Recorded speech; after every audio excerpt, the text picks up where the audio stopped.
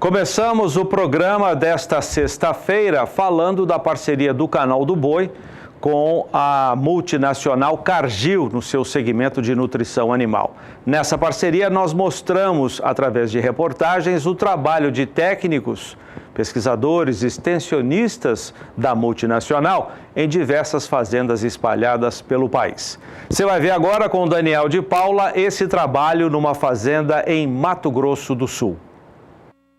Você embarca agora para o Paraná, na companhia do SBA e da Cargill, sua divisão de nutrição animal, para conhecer um pouquinho mais sobre a agropecuária Guapiara e a importância que ela dá para a tecnologia e para as parcerias, o que permitiram que ela se tornasse referência com o seu Brangos a partir da Fazenda São Luís ou da desafiadora e montanhosa Laranjal, onde estão algumas das propriedades do grupo. Tudo aqui é diversificado. A soja, que lota os silos para entrega, o milho, que também tem parte negociada e ainda abastece a fábrica de ração da empresa na Fazenda São Luís, onde o secador é movido por combustível renovável, de reflorestamento, que aqui também é diversificado, já que é fonte da matéria-prima da indústria fosforeira da família fundadora do grupo. Essa diversificação está também na produção pecuária do Brangos Guapiara, que conta com acompanhamento técnico especializado em nutrição há bastante tempo. A gente tem que fazer a nossa parte, vamos dizer, com lotação, com manejo, com nutrição das pastagens.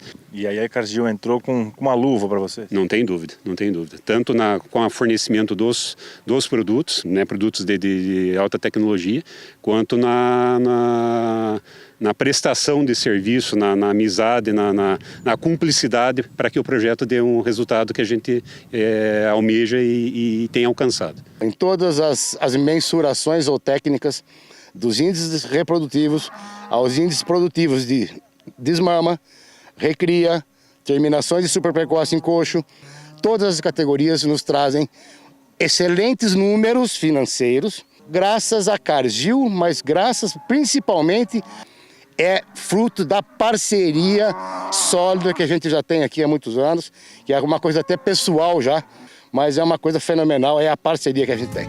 Em todas as categorias e com todos os produtos comerciais e de genética, o fornecimento de núcleos e proteinados da Nutron viabiliza os resultados.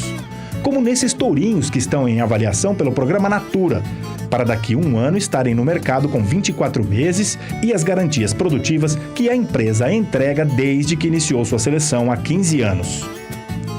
Precoces como são as novilhas registradas, graças aos bons índices que se apresentaram na avaliação reprodutiva semanas após a desmama. 63% delas emprenham entre os 13 e 14 meses. E ainda, levando-se em conta a topografia da Fazenda Santa Luzia, onde estão as mães dos touros que a empresa vende anualmente. O que chama atenção numa das propriedades do grupo é que estamos numa das regiões mais montanhosas do estado do Paraná. O relevo aqui ajuda duas coisas no link que a gente tem dessa parceria ou dessa necessidade. Fortalece ainda mais a importância da tecnologia, da ciência empregada na nutrição que vai devolver a energia desprendida num relevo bastante irregular como esse. Exige tanto dos animais, pela dificuldade da região, pelo relevo que aqui apresenta, regiões muito íngremes, como do ponto de vista da demanda genética, pelo alto nível genético desse rebanho, para nós da nutrição suprirmos adequadamente as diversas vertentes que nós temos dentro do nosso rebanho. E as categorias têm que ser atendidas na condição climática daquela situação que o ano nos impõe e para que toda essa genética tenha uma curva crescente sempre. Nesse caso aqui, são animais que com potencial genético que a gente seleciona para serem candidatos a touros.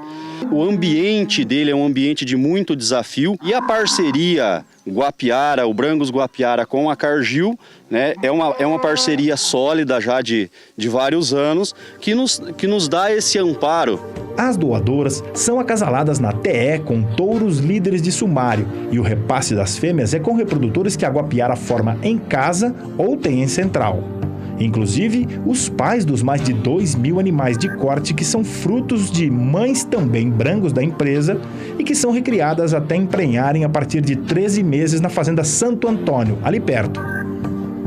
São irmãs da mesma safra dos bezerros comerciais que estão terminando na fazenda São Luís e que vão ao abate com 14 meses e mais de 18 arrobas para entrega a programas de qualidade de carne com premiação por produtos diferenciados. Todos os bezerros, 100% dos nossos animais, eles recebem suplementação no CRIP. Então isso nos dá um resultado excelente no desempenho dos bezerros ainda na cria. Na recria, ele muda, ele recebe um outro produto, né, um produto de alta tecnologia, para que ele tenha o mesmo ganho que ele vinha tendo ainda quando o bezerro. Vamos dizer, o resultado desse ano tem que ser passado, vamos dizer, o ano que vem precisa ser melhor, mas ano a ano a gente está trabalhando, está conversando, está estudando, a gente que eu digo, a empresa e a Cargill, para que a gente ano a ano venha superando os níveis de produção que a gente almeja. Ou seja, nós temos uma gama muito grande de formulações que nós, Cargill, temos que acompanhar, e eu sempre tenho que ficar muito atento para adequar essas formulações com essas matérias-primas para essas várias categorias, ou seja, é uma ginástica, mas é uma ginástica fantástica. Daniel de Paula, para o SBA. Eu quero pedir desculpas porque eu chamei uma reportagem do Daniel de Paula numa fazenda em Mato Grosso do Sul. Nós temos também reportagens gravadas no estado para essa parceria do Canal do Boi com a Cargill. Mas você viu, a reportagem foi feita numa belíssima região do estado do Paraná. Em outras edições do programa, a gente exibe matérias feitas em Bataguaçu, em Aquidauana, em Mato Grosso do Sul. Previsão do tempo agora para o centro-sul do país. No extremo sul do Rio Grande do Sul, há uma preocupação dos pecuaristas por lá. O nível de umidade do solo está muito baixo. Isso é ruim para as pastagens. Juliana Rezende.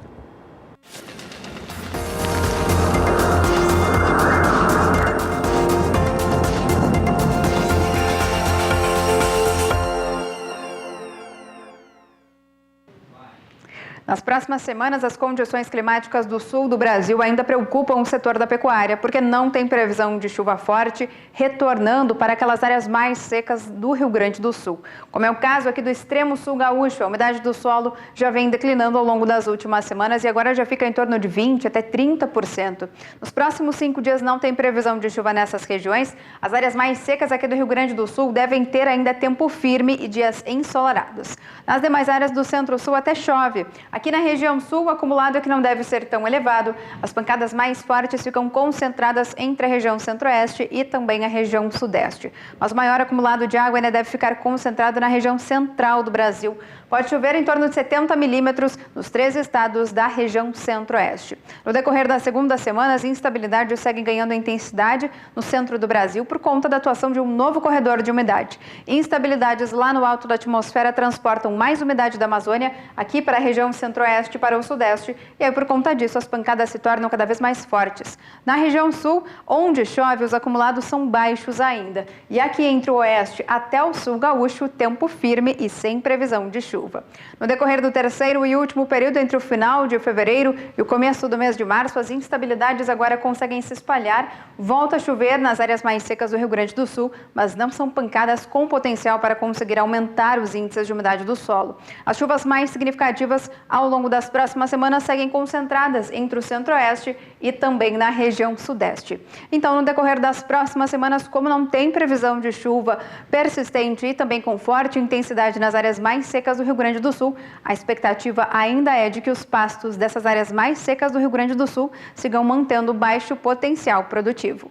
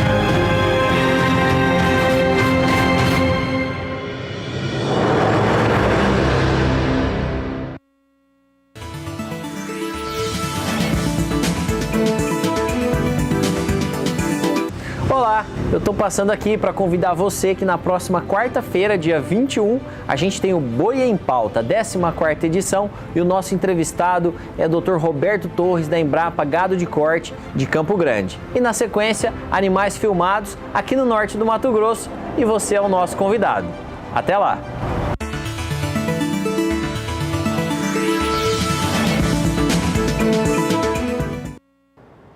Esse Boi em Pauta é a grande novidade neste início de 2018, parceria do Canal do Boi com a Ricardo Nicolau Leilões. Entrevista seguida da oferta de gado de corte. Depois do intervalo comercial, nós vamos até Sinop, onde está a Ricardo Nicolau Leilões com outras informações do Boi em Pauta da semana que vem. Até já! Nós falamos agora há pouco, antes do intervalo comercial, sobre a parceria do Canal do Boi com a Ricardo Nicolau Leilões. Surgiu agora e ela é o seguinte, você que não acompanhou esse início de Boi em Pauta, é sempre uma entrevista de mercado com um especialista em pecuária, agricultura, integração das duas atividades, seguida da oferta de gado de corte filmado na região norte do Mato Grosso, lá mais precisamente em Sinop, onde, em função dessa parceria, nós instalamos um estúdio capacitado para transmissões ao vivo, não só dos leilões, mas também de informações. Vamos para lá, então, conversar com o Bruno Lopes, que vai trazer as novidades de quarta-feira que vem. Bruno, boa noite. Quarta-feira que vem, Bruno, boa noite. Boa noite, Zaidan. Boa noite a todos que nos acompanham nesse momento pelo Canal do Boi, Zaidan. Isso mesmo, próxima quarta-feira, dia 21 de fevereiro, mais uma edição do Boi em Pauta. No ano de 2018 já está na terceira edição com essa parceria com o Canal do Boi, sempre trazendo informação para o amigo produtor, em seguida comercialização, oportunidade de negócios para o amigo de toda a região. Na próxima quarta-feira, entrevista com Roberto Torres, da Embrapa Gado de Corte de Campo Grande, ele que é um pesquisador e vai estar falando sobre melhoramento genético. São meia hora de entrevista, em seguida animais filmados em toda a região norte, animais filmados em Tabaporã, Juara, Alta Floresta, enfim, Nova Monte Verde, os animais ainda sendo filmados, mas um gadão de muita qualidade que estará em oferta. Então vamos mostrar para os amigos de casa aí algumas das ofertas da próxima quarta-feira. Felipe, na tela o lote A3, para a gente comentar um pouco, mostrar um pouco dos animais. Um gado de muita qualidade, nosso patrão Euclides Comim, colocando à disposição do mercado em 95 machos.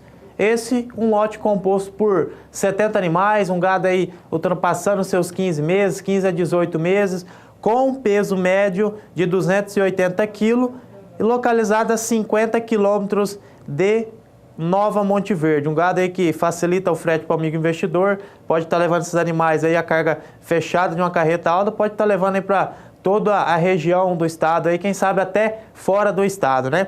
Esse é um dos lotes que estará em oferta lá do nosso patrão Euclides Comim.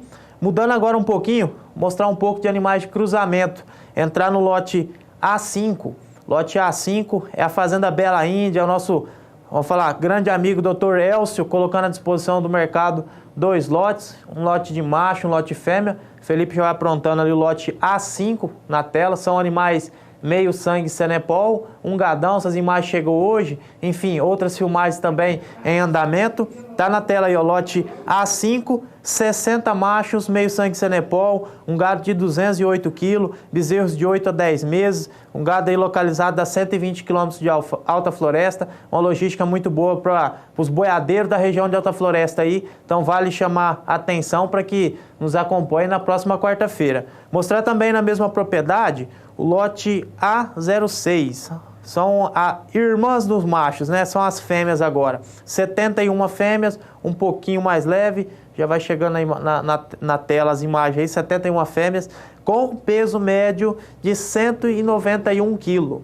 Um gado de 8 a 10 meses, meio sangue Senepol, um gado muito bom. Esses são os lotes ofertados da Fazenda Bela Índia, nosso patrão Elcio. Vamos falar, na mesma região, um pouquinho diferente a quilometragem aí, nós vamos agora para a Fazenda Sonho Meu, J1, nosso patrão Guido Guzzi, colocando uma garrotada à disposição do mercado muito boa, um gado que atende aí com certeza todas as exigências da indústria frigorífica, né? Um gado muito raçudo, o Guido Guzzi, que é criador de Nelore Mocho lá em Nova Monte Verde, e ele que vai estar disponibilizando 240 garrotes em 2 lotes. Esse é um lote composto por 120 garrotes, com peso médio 358 quilos, praticamente 12 arrobas, um gado de 18 a 20 meses. Esse mais um serão as ofertas lá da Fazenda Sonho Meu. Eu convido o amigo comprador a nos acompanhar na próxima quarta-feira, entrevista com Roberto Torres da Embrapa Gado de Corte, falando sobre melhoramento genético, e em seguida vocês poderão estar acompanhando, poderão estar investindo nesses animais que foram apresentados. Enfim, no decorrer dos próximos dias estaremos mostrando outros lotes. É só entrar em contato pelo 66-3532-0077, que estaremos passando aí mais informação desse evento que, vamos falar assim, estamos numa expectativa muito boa. Zaidan, é com você. Nós também. Obrigado, Bruno. Bom trabalho para vocês. Bom final de semana. Em novembro do ano passado, o cinegrafista Valdec de Souza e eu acompanhamos um grupo de produtores técnicos da Cemex por um tour por fazendas do Canadá, localizadas nas províncias de Ontário e também Quebec. Foram 11 propriedades leiteiras com altíssima lactação e altíssima genética, melhoramento genético através da inseminação artificial. Nós vamos mostrar agora a reportagem que gravamos na fazenda Antelimarc. Acompanhe. Eu estou na fazenda Antelimarc, município de Nicollet, província de Quebec, no Canadá. Aqui, uma fazenda de referência na criação de gado holandês. Vocês vão ver na reportagem que o mais interessante dessa fazenda é que todo o sistema de criação está contido aqui, nesse grande barracão. Aqui tem os bezerreiros, tem as novilhas jovens, e elas vão sendo colocadas em locais distintos até se tornarem as vacas adultas que fazem a produção do leite aqui por robôs. A Fazenda Antelimarc inaugurou o novo barracão no final de 2016. Tudo foi projetado para permitir, em um só lugar, o manejo de todas as fases do rebanho, que termina com a ordenha robotizada. As novas instalações também marcaram a mudança do sistema para freestall, em que os animais ficam livres o tempo todo, e mudança de piso para camas de areia mais confortáveis para o gado. A família Blanc pode cuidar dos bezerros no nascimento e na amamentação de cerca de 15 litros de leite em pó por dia em baias aquecidas.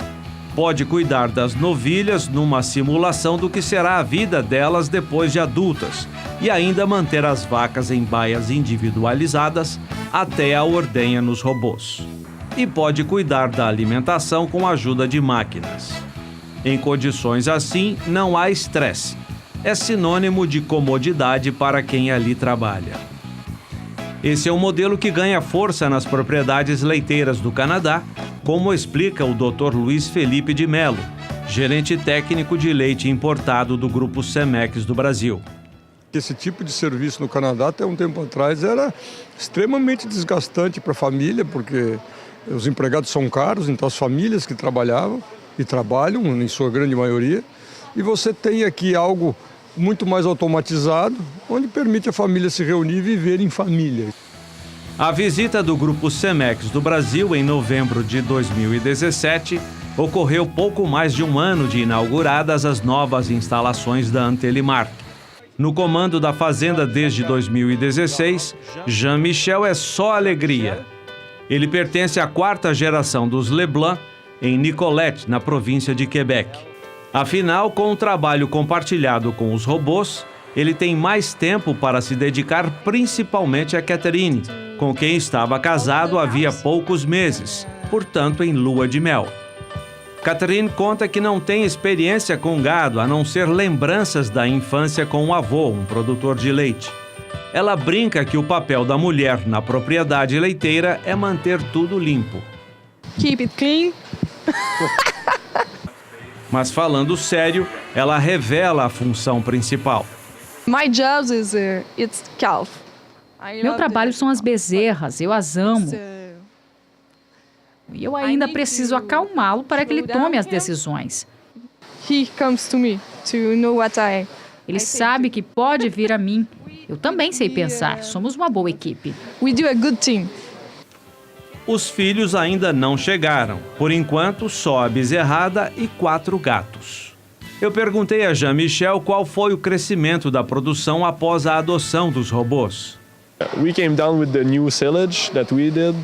O sistema ainda é muito novo, mas em poucos meses passamos de 1,250 kg para 1,450 kg de gordura por vaca ao dia. Mas não foram só os robôs os responsáveis, também as instalações com mais conforto, cama de areia, boa água, comida e mais espaço.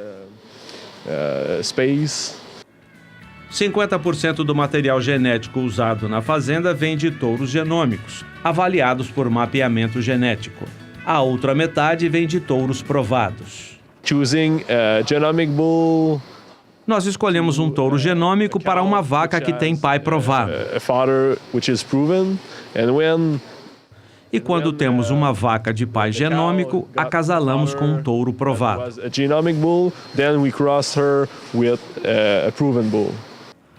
Sobre o trabalho da Cemex Alliance, ele destaca a consultoria dos técnicos. Eles têm variedade de touros e nos orientam quando dizemos qual é o nosso objetivo.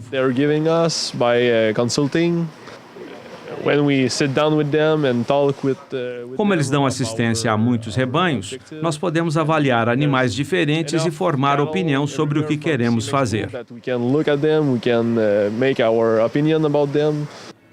Brasileiros convidados pelo grupo Cemex gostaram do que viram na fazenda. O freestyle de cama de areia, ele é muito bom por causa do manejo dessa cama, que é mais fácil do que os demais, e ele dá um conforto melhor para os animais, né? E eu achei interessante que a sequência que eles fazem, logo após o desmame, eles vêm aqui para essa parte das recentes mamadas, que elas vêm comer a parte da feno e pré-secado. E essa sequência que eles fazem passando para novilhas, depois as novilhas prenhas e vindo para as vacas de lactação.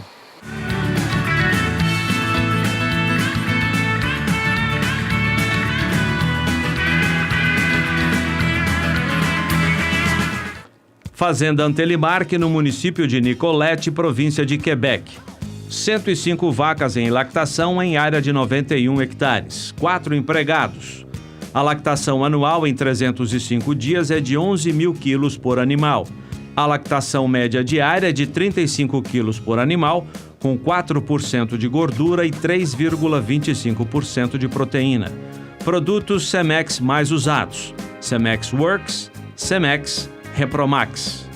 Touros Cemex mais usados: Impression, High Octane, Unix, Low Trust.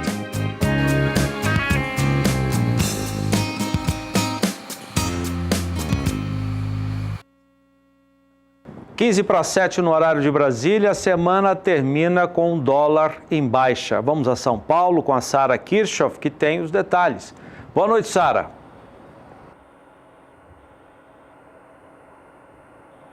Boa noite, Zaidan. Boa noite a todos. É isso mesmo, o dólar tem mais uma queda nesta sexta-feira e queda também do dólar frente a outras moedas de países emergentes, especialmente favorecidas pelo fluxo positivo de recursos, assim como é a queda do dólar frente ao real. Com isso, em uma semana mais curta, em função dos 2 feriados de carnaval, o dólar acumula uma queda de 2,39% na semana. No dia de hoje, a desvalorização da moeda norte-americana é de 0,37% e o dólar aparece aos R$ 3,22. Uma situação bem diferente daquela vista na semana passada, quando o dólar ultrapassava os R$ 3,30. Do dólar, eu já vou passar para o mercado do milho, que nesta sexta-feira tem uma alta no mercado físico brasileiro. Ontem a saca de 60 quilos estava por R$ 33,87 no interior de São Paulo. Hoje, então, o milho sobe no indicador CPEA, sobe mais de 1% no dia e com isso vai para R$ 34,02. No acumulado do mês de fevereiro, fevereiro, a alta para o milho no mercado doméstico é de quase 3,5%. O milho no mercado futuro também termina a semana em alta na Bolsa Brasileira. Os contratos com entrega em março têm uma valorização de quase 1,5% na sessão desta sexta-feira, diferente do milho em Chicago, que terminou com leves quedas nos principais contratos. Com essa alta de quase 1,5%, o contrato de março aparece por R$ 34,65 no ajuste atual, permanecendo assim também nos últimos negócios. Os contratos com entrega em maio têm uma alta de 1,28% por R$ 34,00 no ajuste atual e R$ 34,01 nos últimos negócios. Contratos com entrega em julho, em alta, o anterior era de maio, esse é de julho. Julho tem alta de 0,82% por R$ 33,17 a saca no ajuste atual. E os contratos com entrega em setembro têm valorização de 0,34%. Com isso, o valor da saca, que no ajuste anterior vinha em R$ 32,24, hoje vai para R$ 32,35 no ajuste atual, subindo ainda mais 13 centavos nos últimos negócios. Queda, portanto, para o dólar e alta para o milho, tanto no mercado físico quanto no mercado futuro. Daqui a pouquinho eu volto com mais informações. Zaidan, é com você. Valeu, obrigado, Sara, até já então. Agora o milho em todo o país.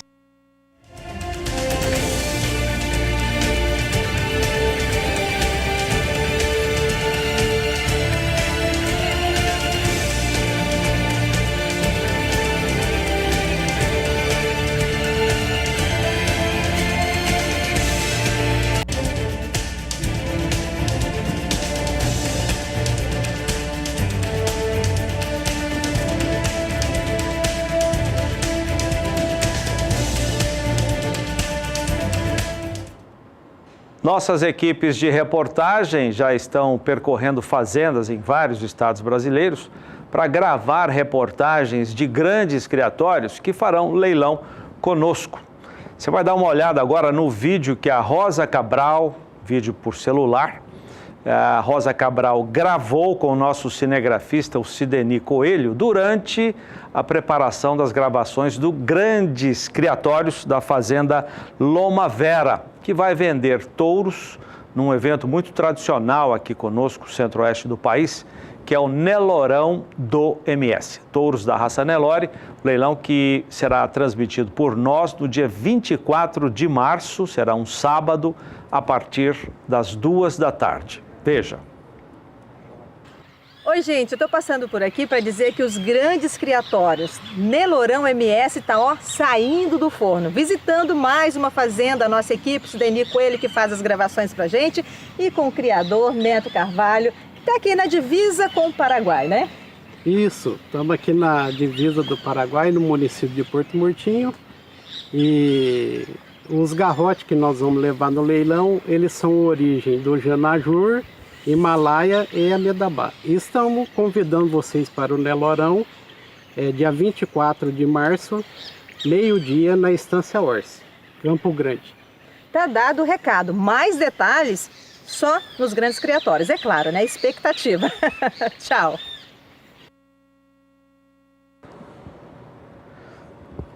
Valeu, Rosa, muito obrigado. E assim a gente vai mostrando os bastidores das gravações dos Grandes Criatórios, das reportagens que anunciam os leilões aqui conosco. Intervalo comercial, daqui a pouquinho, preço do suíno, do frango, tem também preço do bezerro e do boi gordo, que nós vamos apresentar direto da Bolsa em São Paulo. Intervalo comercial com imagens do gado que será ofertado domingo agora, direto de Mato Grosso. É o leilão tradicional dos domingos, às 10 da manhã, da MB Leilões. Até já. Agora há pouco, na matéria que nós exibimos, de uma reportagem feita no Canadá, Fazenda de Gado de Leite, você reparou que o Jean-Michel Leblanc, que é o titular da fazenda, conta que ele escolhe os touros da raça holandesa, metade provados e metade genômicos. O provado é aquele que precisa ter os filhos para depois os pesquisadores fazerem a seleção, a avaliação e, com base no desempenho, no caso do gado leiteiro, das filhas, o touro vai ganhando, vai subindo de posto. Esses são os touros provados. Mas tem também os touros genômicos, que a matéria citou, do Jean-Michel. São aqueles que não precisam ter os filhos no início da sua carreira para que a sua genética seja avaliada. Um teste de DNA pode, com o animal bem jovem, bezerrinho, já se ter uma projeção do que ele poderá ser como futuro reprodutor, como futuro padreador de seus filhos. Depois, com o nascimento da cria ou das crias, aquilo que a genômica mostrou de potencial do touro vem comprovando. Hoje a tendência é de usar muitos touros genômicos, né? Repetindo, aqueles que têm o seu exame de seleção feito por DNA. E em Araçatuba, eu contei tudo isso para dizer que em Araçatuba, agora de 26 a 28 de fevereiro, tem um evento, um simpósio voltado para esse assunto. Como a genômica, ou seja, como essa avaliação feita por DNA, pode se aplicar à pecuária de corte principalmente. Evento que vai acontecer em Araçatuba. A Sara conversou com a gerente da Neogen, que é uma das organizadoras desse evento. Vamos acompanhar a conversa. Francine Campagnari, gerente da Neogen e também organizadora dessa 8ª edição do workshop de genômica aplicada à pecuária. Seja bem-vinda ao SBA. Obrigada, Sara. Começar falando do evento, então, que já chega na 8ª edição e começou, como você estava me contando aqui fora dos bastidores, aqui nos bastidores, você estava me dizendo que começou com um evento para os amigos, né, para vocês trocarem informações. Exatamente. Então, há 8 anos atrás foi a primeira edição, né, a gente pensou em fazer isso do nada, de um mês para o outro, dentro de um projeto que a gente tinha com a DeltaGen, que é um programa de melhoramento para iniciar um banco de dados para seleção genômica, né? Então, naquela época, se falava de genômica, assim, exatamente o que é isso, né? Uma coisa assim que estava começando muito no início, né? E a gente tinha alguns pesquisadores de fora do Brasil vindo para cá, justamente para iniciar esse projeto aqui. Nós aproveitamos a vinda deles e chamamos alguns amigos, algumas pessoas, e no fim, quando a gente viu, tinham quase 300 pessoas dentro do auditório para esse evento, né? Então, assim, todo ano a gente tem feito, virou como se fosse uma tradição, né? Mudou um pouco o público ao longo dos anos. No começo era muito acadêmico que vinha, porque a gente estava em franco desenvolvimento a ferramenta, né? Então a gente usava termos muito difíceis, era muito aplicado à pesquisa ainda. E agora a gente fala que já é a genômica no campo, né? A gente está numa fase de aplicação mesmo. Então, atualmente o público é mais pecuarista, os técnicos de campo, né? E a gente quer mesmo colocar dentro de uma situação coloquial mesmo, do dia a dia do campo, né? Da aplicação para o melhoramento genético em si. Francine, e de lá para cá, dessa primeira edição, que foi juntamente com a chegada, né, dessa novidade aí no Brasil, o que vocês observaram de evolução na genômica aplicada? Nossa, uma evolução assim... É absurdo o que aconteceu nesses últimos 8 anos. A gente basicamente saiu do 0 e chegamos aos 70, vamos dizer assim. Então, de uma coisa que todo mundo achava que era um bicho de 7 cabeças, atualmente está na boca do povo. Está na boca do povo, mas a gente ainda tem algumas pessoas que têm receio, que não entendem direito, que ainda não veem exatamente qual que é a grande vantagem, né? Mas, basicamente, nós temos todos os programas de melhoramento e associações já aplicando essa ferramenta aqui no Brasil, né? O que é um grande avanço, né? Não só no Nelore, mas temos outras raças também que já estão em aplicação, em desenvolvimento, enfim.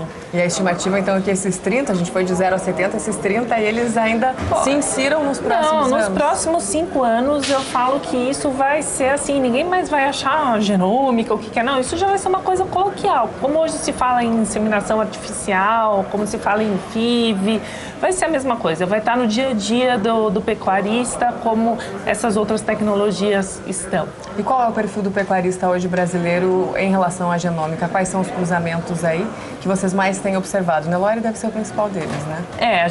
A raça Nelore, né, em relação a cruzamentos, a gente vê muito usando raças taurinas como Angus no corte, né? No corte. Mas para a aplicação da genômica, a gente ainda está muito mais em raças puras, como Nelore, como Angus, o gado holandês, por exemplo. Hoje em dia, algumas raças que não são propriamente, vamos dizer, puras, que já vêm, hoje em dia são puras, mas que são oriundas de diversos cruzamentos, né, de um pool de raças como o Senepol, por exemplo, também está tendo uma aplicação bem vasta da genômica já no Brasil. Francine, o evento acontece agora este mês em Araçatuba, interior de São Paulo, e o que ele deve trazer de novidades para o público? Quais são os temas assim, que vocês vão focar mais nessa 8ª edição? Bom, então esse ano nós vamos ter basicamente será dia 26, 27 e 28 de fevereiro. No dia 26 nós vamos ter uma abertura às 17 horas e um coquetel, porque as pessoas chegam em Araçatuba e o que a gente percebe, como é um evento de amigos, a gente percebe que as pessoas estão loucas para conversar, bater papo, né? E se a gente não faz um negócio antes, o que acontece durante o evento, as pessoas querem ficar conversando, sim. porque quase não se vêem, né? Então a gente já faz um coquetel antes para as pessoas já matarem a saudade. Depois focar no evento. Aí no dia seguinte nós vamos ter de manhã um painel basicamente de Nelore, sobre Nelore, né? Aplicação de genômica em Nelore. E à tarde nós vamos fazer algumas outras raças. Então a gente vai ter até a presença do presidente da Associação Americana de Angus, que vai vir, que é o Dan Moser, que ele é um cara excepcional. Eu tive em Dallas em novembro passado, num evento de Angus que teve, e eles estão fazendo um trabalho com genômica lá incrível. E lá só tinha pecuarista. E ele falou numa linguagem, assim, incrível. E para aqueles que não entendem inglês, não tem problema. Nós vamos ter tradução simultânea, aqueles radinhos, então não tem problema. Vamos ter pessoas falando do Senepol, o professor Vitor Pedrosa, lá do Rio Grande do Sul, que vai falar sobre o gado holandês, como está o desenvolvimento da genômica na raça holandesa, enfim.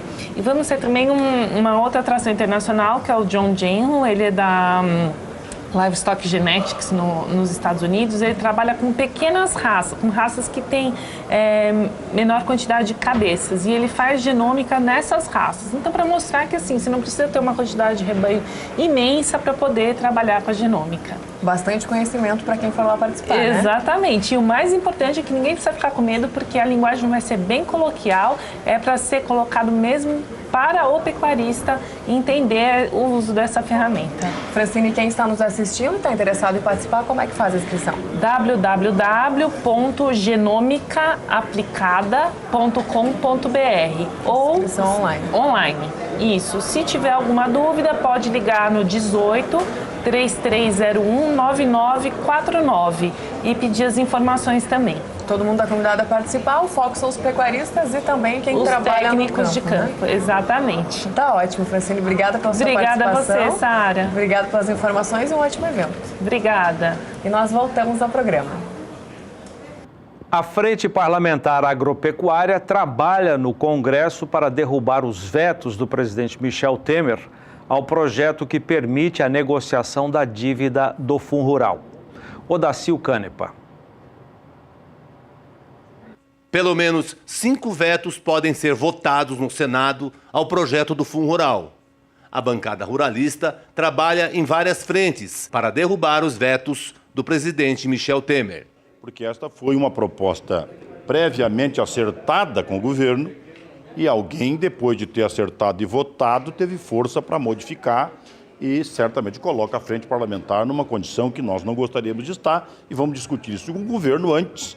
Mas é claro, se isso for a voto, nós derrubaremos o veto. E uma outra questão que a gente preocupa é o prazo, 28 de fevereiro, né? O prazo de adesão. A gente está vendo no interior do Rio Grande do Sul, onde eu andei, a grande maioria dos produtores e os sindicatos faltam informações para os produtores do que pagar, de que forma pagar, né? O Senado Federal começa a discutir os vetos ao Fundo Rural na próxima quinta-feira. Mas a bancada ruralista já tem reunião marcada para segunda-feira para discutir o assunto. A deputada federal Tereza Cristina, do DEM de Mato Grosso do Sul, que assume a presidência da Frente Parlamentar da Agropecuária, a FPA, na terça-feira, dia 20, negocia com o governo e com a bancada ruralista o encaminhamento das votações a partir da semana que vem. Nós temos medo que, se não conseguirmos derrubar pelo menos alguns vetos, como a multa, o efeito cascata, que traz aí um prejuízo enorme para o produtor rural, principalmente para o pecuarista e para o pessoal de sementes, é muito grave. O que vai acontecer? Nós vamos descapitalizar e vamos tirar a competitividade de alguns setores, de algumas cadeias produtivas do agronegócio. A nova diretoria da FPA toma posse na terça-feira à noite em Brasília. Odacil Canepa para o SBA. Mercado brasileiro de boi em pé. As polêmicas dos últimos dias que nós mostramos aqui, você acompanhou em todo o país. Navio embarca, navio não pode embarcar, né? Questões judiciais que acabaram tomando conta. No fim, o navio acabou embarcando com mais de 25, 27 mil cabeças de bovinos. A empresa Ecoporto Santos S.A., que é responsável pela operação de embarque de gado no Porto de Santos, em janeiro, foi multada em R$ 450 mil pela Companhia Ambiental do Estado de São Paulo, a CETESB. Segundo a companhia, a ação foi realizada em desacordo com as licenças ambientais emitidas para o empreendimento. O embarque do rebanho, com cerca de 27 mil animais, no navio Nada, foi autorizado pela Justiça após embate judicial. A decisão foi revertida no dia 4 de fevereiro por uma liminar que atendeu o pedido da Advocacia Geral da União. Segundo a CETESB, a operação causou muito desconforto em toda a cidade de Santos por causa do forte cheiro de estrume que se espalhou por vários bairros. É o que diz a explicação da CETESB. A companhia informa que a Ecoporto Santos foi autuada com base numa lei do Estado de São Paulo, que tem o número 118 de 1973, e também no Decreto Federal número 6514 de 2008. A Agência de Transportes Aquaviários, responsável pelo Porto de Santos, tinha dito que não havia impedimento ou a necessidade de autorização especial para a movimentação de carga viva no Porto de Santos, que fica no litoral do estado de São Paulo. Ainda sobre esse assunto, pesquisadores nas áreas de etologia aplicada e também bem-estar animal protocolaram hoje no Ministério da Agricultura um manifesto que é encabeçado pelo professor Matheus Paranhos e assinado por cerca de 15 outros pesquisadores desses setores. O manifesto, como eu disse, é assinado pelo zootecnista e professor Matheus Paranhos, das cadeiras de Etologia e Bem-Estar Animal da Unesp de Jaboticabal.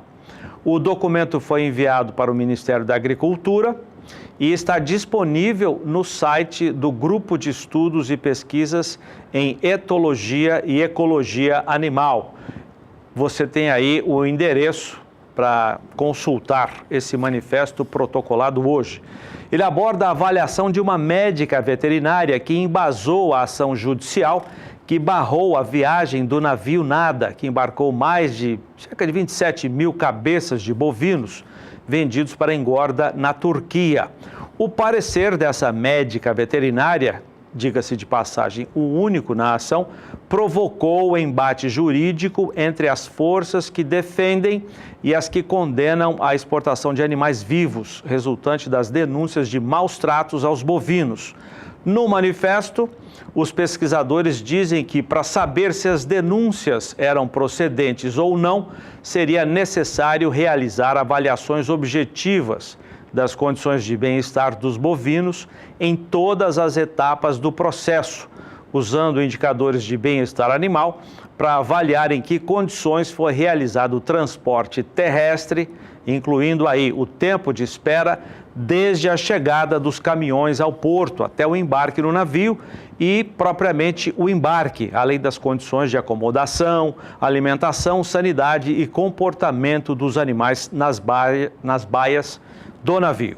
Segundo o documento, o relatório da médica veterinária, que foi usado na ação judicial, está fartamente documentado e ilustrado com fotos evidenciando que as condições de alojamento e de fornecimento de água e alimentos eram inadequadas para assegurar o bom estado de bem-estar aos animais, já embarcados no navio.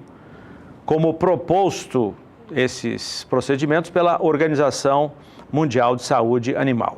O manifesto aponta também que a Comissão Técnica de Bem-Estar Animal do Ministério da Agricultura também se manifestou emitindo uma nota técnica contestando a denúncia de que os animais estavam submetidos a maus tratos. A nota do Ministério, segundo os pesquisadores que assinaram esse manifesto, não apresenta nenhuma informação sobre como foi feita a avaliação do bem-estar dos animais durante o transporte terrestre e o embarque, e nem sobre as condições do ambiente dentro do navio, nada. Além disso, foi enfatizado na nota técnica que a exportação de animais vivos, incluindo o caso em análise, aquele do Porto de Santos, está regulamentada por uma série de atos normativos que estão alinhados aos preceitos de bem-estar animal estabelecidos pela OIE. Ou seja, o manifesto traz o relatório da médica veterinária e traz a nota técnica do Ministério da Agricultura. E continua o manifesto. Se assim for, algo precisa ser mudado urgentemente, dizem os pesquisadores signatários do manifesto. Pois, segundo eles, não há como negar a existência de problemas de bem-estar dos bovinos que participaram da operação de embarque do navio Nada. E ainda que não foi encontrada nenhuma contestação fundamentada às sólidas evidências apresentadas no relatório da médica veterinária responsável pela perícia, que caracteriza um claro desrespeito às recomendações da OIE, que é a Organização Mundial de Saúde Animal, no que diz respeito a bem-estar animal. O manifesto protocolado hoje não defende o fim das exportações de gado em pé, mas argumenta que algo precisa ser feito com urgência para que o Brasil não fique marcado como um mau exemplo internacional. Segundo os signatários, o Ministério da Agricultura está devendo regulamentações claras e detalhadas sobre como tratar a questão do bem-estar dos animais de produção, incluídos nesse segmento de mercado. Vamos agora à previsão do tempo para o centro-norte do país.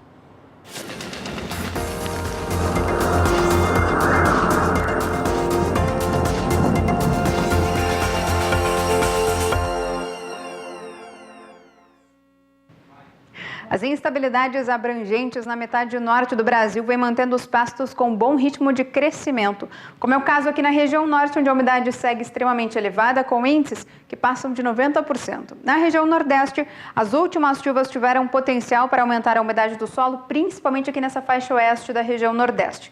Aqui nessas áreas mais claras da região nordeste, principalmente na faixa leste, o solo ainda segue com baixos índices de umidade.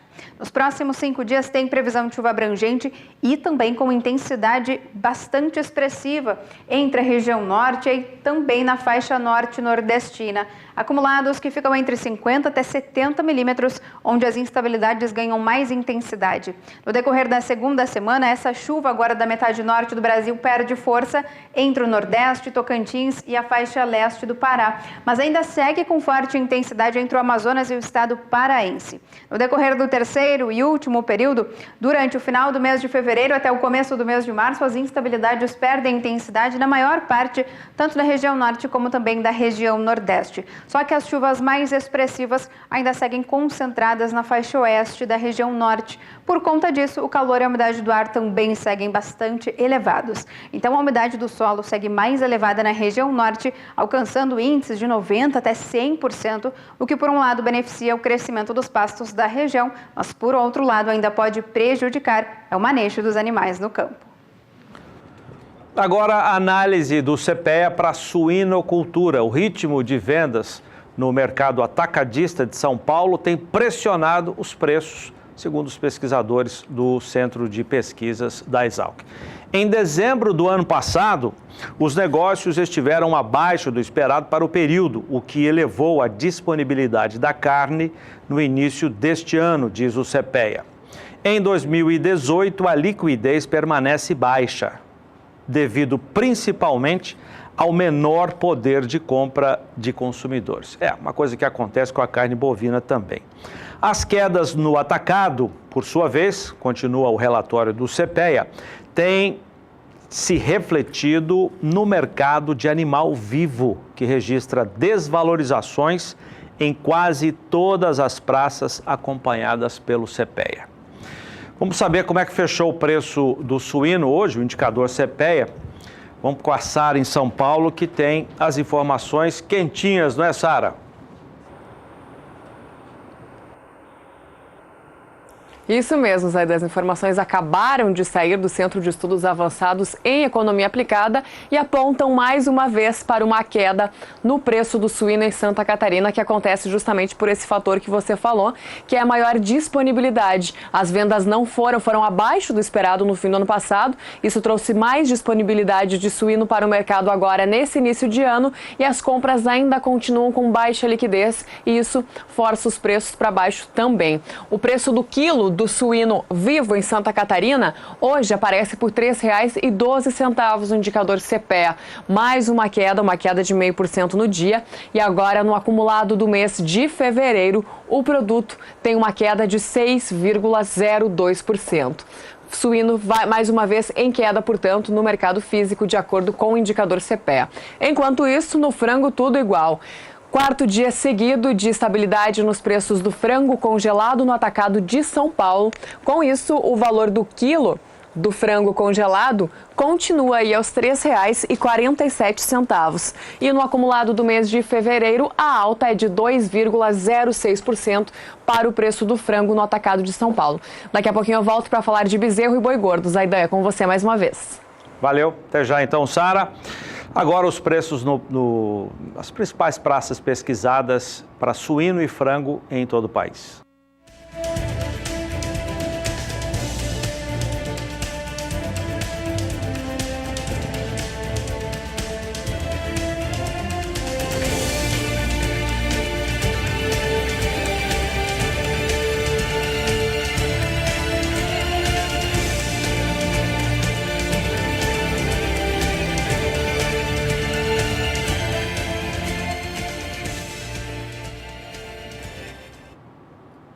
Dá uma olhada nesse gado aí. Ele será ofertado domingo agora pela Leilo Forte, leiloeira que vai estar conosco a partir das 2 da tarde deste domingo. Vamos lembrar que domingo já teremos o final do horário brasileiro de verão, né? Sábado, meia-noite, nas principais regiões do país. Você terá que atrasar o seu relógio, contrário do que aconteceu quando entrou o horário de verão em vigor. Então, domingo agora, 2 da tarde, horário de Brasília, leilão de gado de corte da Leilo Forte. O gado está aí, esse é um dos lotes. Nós vamos com essas imagens para o intervalo comercial. Daqui a pouquinho, os preços da pecuária desta sexta-feira.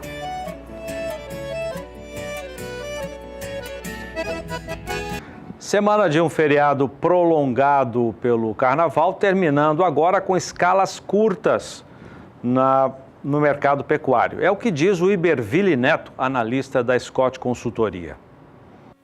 Olá, meu nome é Iberville Neto, sou médico veterinário e consultor da Scott Consultoria. Hoje eu vou falar um pouco a respeito do mercado do boi gordo nesta sexta-feira, dia 16 de fevereiro de 2018. E o que nós temos observado é um mercado com pouca movimentação. A demanda, ela daqui em diante, nós esperamos que ela se mantenha mais fraca, depois de uma movimentação um pouco melhor com o feriado. E agora, o que nós observamos nesses últimos dias foi uma movimentação muito fraca da venda de boiadas, o que já era esperado. Então, os frigoríficos tiveram dificuldade no alongamento das escalas, mas eles não têm programações apertadas o suficiente para gerar preços maiores. Então, em geral, nós temos um mercado andando relativamente de lado, com as expectativas de uma redução da demanda para os próximos dias e as atenções voltadas para como que essa oferta de boiadas vai se comportar. Então, mas nós não temos um cenário muito definido para a próxima semana. Bom, por hoje é só. Meu nome é Iberville Neto, sou médico veterinário e consultor da Scott Consultoria. Obrigado, Iberville. Volta agora com a Sara. Vamos para a Sara trazer os preços do bezerro e do boi, fechando a semana, Sara.